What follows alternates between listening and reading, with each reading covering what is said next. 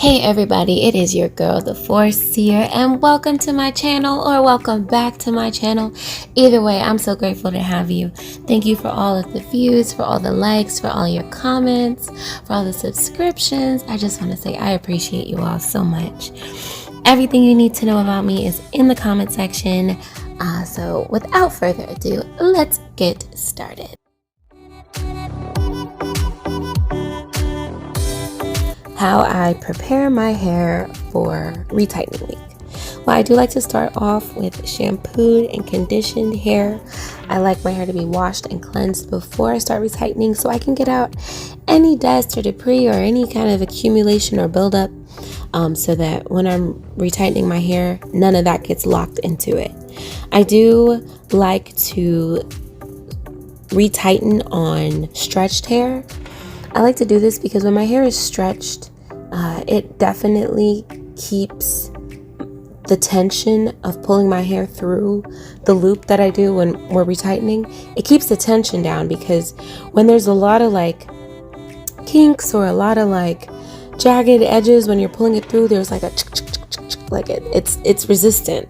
And when my hair is stretched, I can just pull it straight through without any type of tension or friction when I'm retightening. I also like to retighten with no water on dry hair.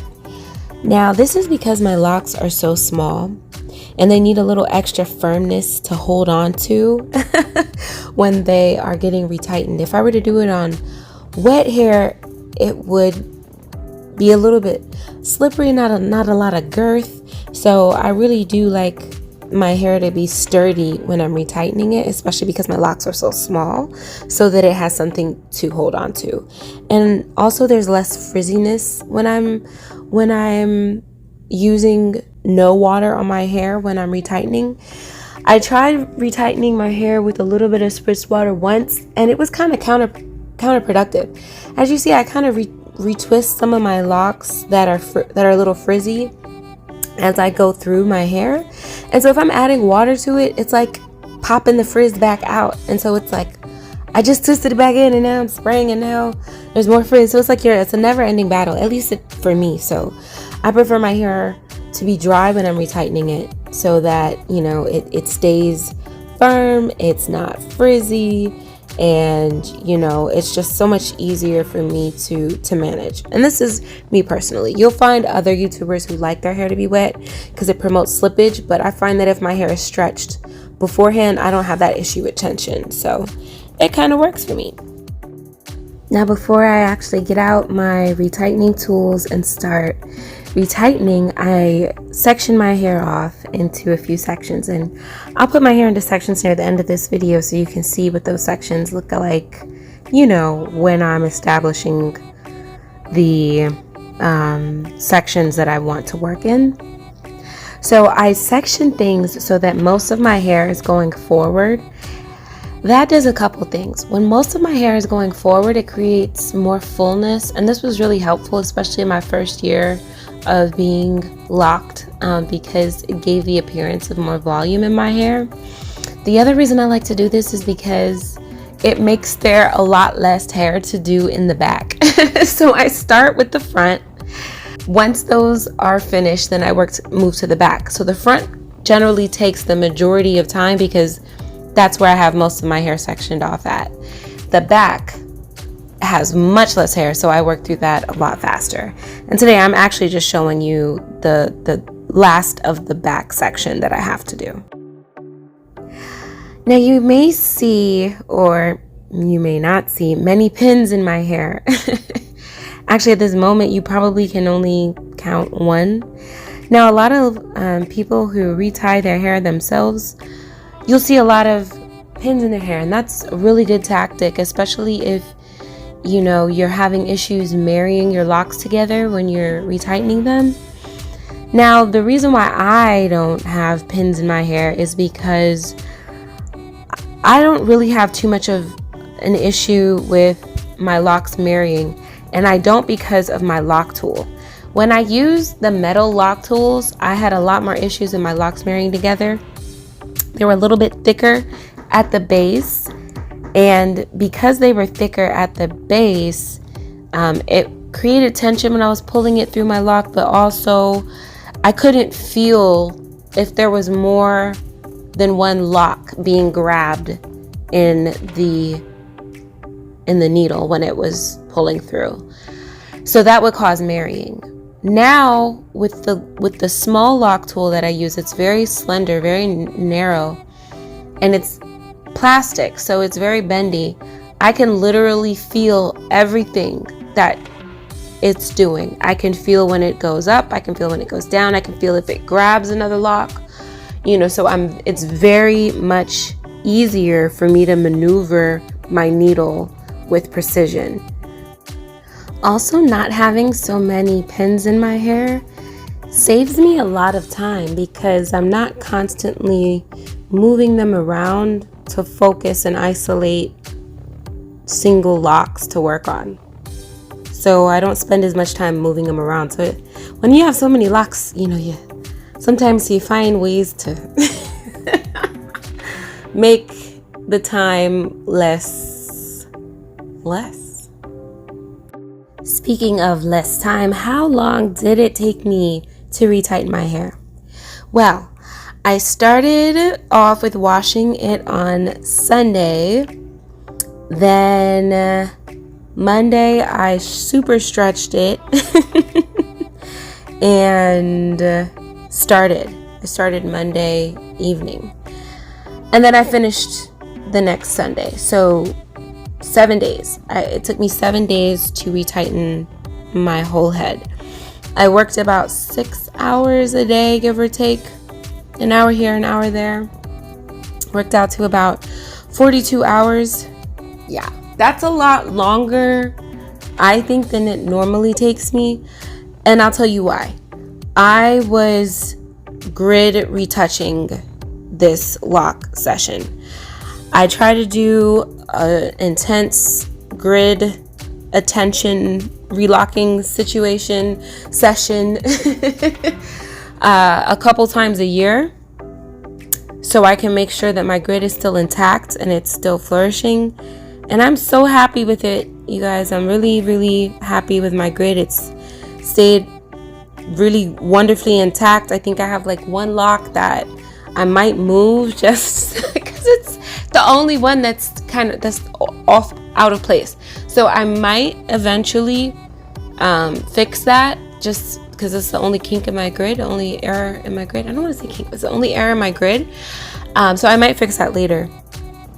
But yeah, I was definitely retouching the grid. I also was doing lock repair. Whenever I saw a lock that needed repair, I just took care of it. And I did a video on my lock repair, and I try to do that about 2 weeks ahead or 2 weeks before my retightening. But when you're really in your hair, you see a lot more things than you would if you were just, grazing in front of a mirror. So I saw a lot more things that I needed to touch on, and I worked on those this session as well. So it did take me a lot longer than it normally would. I'd say it normally takes me about 24 hours total to retighten my hair, but I definitely think this time was different because of the grid retouching and the lock repairs. And on to our final topic before I show you my lock retightening sections. So with so many locks in my head, would I ever consider seeing a loctician or hairdresser? It's a no. That's probably a no. And just for clarification purposes, I have not been to a hairdresser I don't even know the last time I've been to a hairdresser. I can't even count the last time I went to a hairdresser. I mean, between bad perms and my hair falling out, patches of hair missing, between the quote unquote trims where, 12 plus inches of hair became a pixie cut, to long wait times, to dissatisfaction in the end result. I mean, I have had some hairdresser trauma. I'm not going to say hair drama, but I have had some hairdresser trauma. So I just started learning on my own from like high school how to do my hair by myself, because I mean, I'm not going to put myself through all of that. It was too much. It was at the point where I would get anxious, like even thinking about going to a hairdresser. So those bad experiences, and not just mine. I've seen a lot of other people have really bad experiences with locticians, especially when they've started their hair on their own. Now, I have seen some really positive ones, and that's amazing. But I've seen, some that have left me a little sad. I've seen grids become compromised. I've seen, just a lot of things that make me nervous. And I know that it's not the locticians in a lot of situations, because they're like following the set of rules that they were taught. And then you come in with kind of a whole other set of rules that you've created for your hair and a whole different grid system. And you're asking them to do what they haven't learned to do, but that what you created, so that's that. So let's take a moment from my loctician topic. And these are the sections that I prepared for my hair. And as you can see, I have 2 sections in the back and then 4 sections in the front. So I do all 4 sections in the front before I touch the sections in the back. And that's kind of like a mind hack for me, because it's like, oh girl, you almost done. You almost done now. Okay, all right. Back to the loctician topic. Another reason why I probably won't ever see probably won't ever see a loctician or a hairdresser again is when I do my hair, even in the sections that I put it in that take over 7 days to complete, I feel tension in that section, and it's tight. And sometimes I sit back and I think, like, I can't even imagine getting all of my hair done in one session. That would hurt so bad to have all of my little locks retightened in one session or in 1 to 2 days. My poor scalp would be balling. And I think that might actually be the reason for so much tension alopecia that we see in the lock community, because it's a lot of either they're getting their locks retightened too often, or the loctician is doing all of the hair at one time, and it's just pulling. It's just too much tension for the hair. And also, that's a lot of time to sit down in a chair. I mean, that's a lot of time, and it's time equals money. So, that's a thing. Also, lock maintenance is still necessary even with a loctician, because a lot of times they're like, it's on the hour, so I'm trying to get you in and get you out of my seat. You know what I'm saying? So, and you might have a budget. You're like, I can only pay for 6 hours of you retightening my hair. You know what I mean? And so they're not really gonna be focusing on, okay, this is some budding that can compromise your lock. Let me fix this. Oh, this lock a little thin. This one needs a little hair added to it. That level of attention might get lost when you're thinking about, oh, I gotta get this done. I'm on a time limit because it costs money, Oh, and I keep forgetting to address this. So, do my arms get tired? Yeah, they get pretty tired. I was actually nervous in the beginning because not only were my arms tired, but my hands would hurt.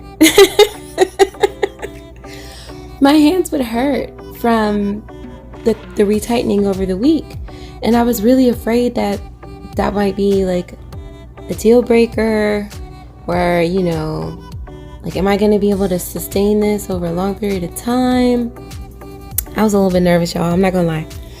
I was definitely a little bit nervous. But, it's funny because over time, my endurance has gotten a lot better. I also do a lot of stretches and stuff, because whether you're going to a loctician or you're doing it yourself, you're sitting for, in one section for a long period of time. So I try to make things as comfortable for me as possible. I sit on lots of pillows. I stretch out, I throw on something that's interesting to listen to, because I may not be able to watch something with subtitles while I'm trying to retighten my hair. Yep. I do a lot of stretching. I stretch all the time, regardless whether or not I'm doing my hair, but I make sure I spend extra time stretching when I'm retightening. I also started doing push-ups and working on my upper body a bit. This was not because of my locks. This was really just because, I wanted to. And I do think that might have something to do with the reason why I'm feeling like I have a lot more endurance, because my hands are literally over my head or in awkward positions almost the entire time that I'm retightening. And if I'm retightening most of the, a good chunk of the day, 7 days out of the week, then that's a lot. That's a lot of arm work. And the last thought I want to leave you with is, no one is going to care for your hair better than you or someone who wants to see you at your absolute best. And you know who those people are for you. And if there aren't people like that in your life, or you're still working on developing that trust, then depend on yourself and get to know your hair and get to loving on your hair and caring for it. And when you have that understanding and you have that care for it, it reacts and responds to the attention and care that you give it. We've reached the end of the video. Thank you for being here with me, and thank you for celebrating the end of this 7-day long retightening process with me. It was great to have you here. And now that my locks are all pretty and I'm feeling a little bit inspired, maybe I'll try a couple of styles, because why not? Again, thank you all for joining me, and until next time.